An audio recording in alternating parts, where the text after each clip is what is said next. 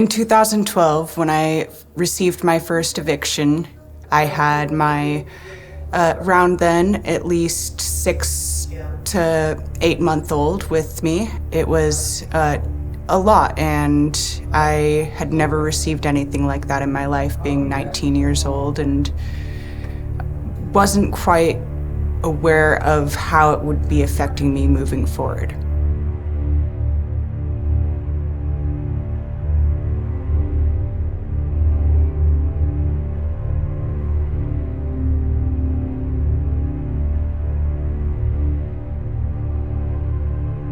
Sometimes you feel like people just could walk right through you like you're a ghost.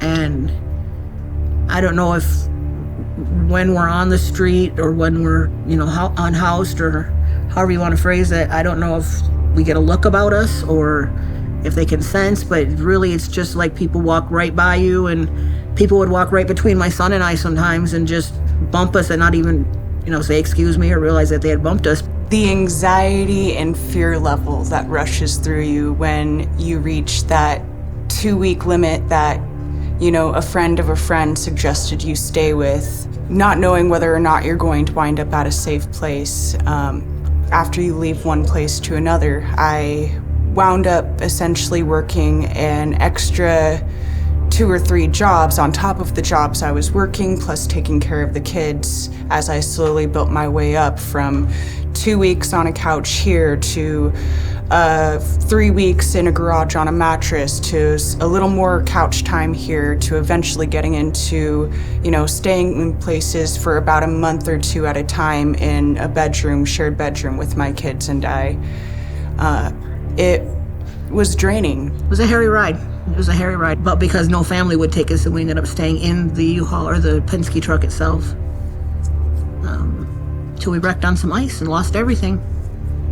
I was really mad at God, but by the time we wrecked the truck, I was pretty numb to God. There was just a voice in my head that I didn't know what the voice was. It was just, get to the West Coast, get to the West Coast, get to the West Coast. Simple things like, are my kids going to be safe? Will I be able to make sure that I have appropriate childcare while I'm balancing multiple jobs? Will we wind up on the streets if I can't find a place to stay within, I don't know, it could have been anywhere from a week to hours notice where I was told I was no longer going to be able to stay at said place and had to leave. The knowledge that that instability greatly affected my kids while they had me as their rock. I mean, their emotions were thrown all over the place. They'd lose their favorite stuffed animal or blanket, and we had no way to get it back. Finally, one day I just walked. It was about 7 o'clock at night. I went to the men's mission and they buzzed me in, and this guy behind the desk looked at me and said, "I think you're in the wrong place." And I said, "Well, I'm obviously in the wrong place, but can you tell me any place I can go that I haven't already tried? I'm homeless with my kid. I need a place to stay." And he goes, "Yeah, try Simonka Place." And I said, "What's a Simonka Place?" And he had me call. And the lady that answered the phone said they didn't have anything, but to call back.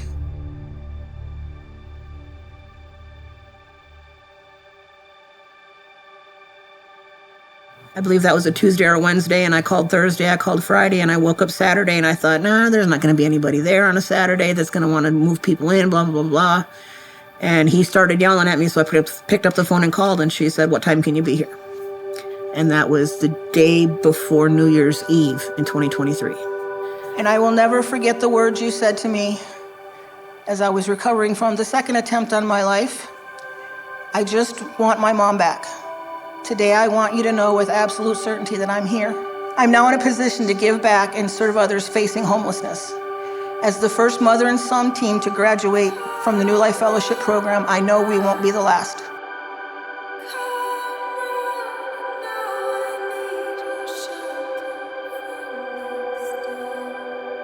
That's a beautiful story, and when I was first introduced to God when I was 3 years old in foster care, I was ecstatic.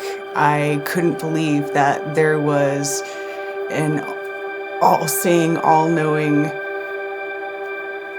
Father, King of all, who had accepted and seen me. And that's something that I believe is provided here in the building. Not only have I felt constantly seen throughout my struggles, but I know every single individual here is looking at anyone who walks through these doors through Christ's eyes and seeing them for as they are, and is willing to take on the necessary challenges in order to assist them.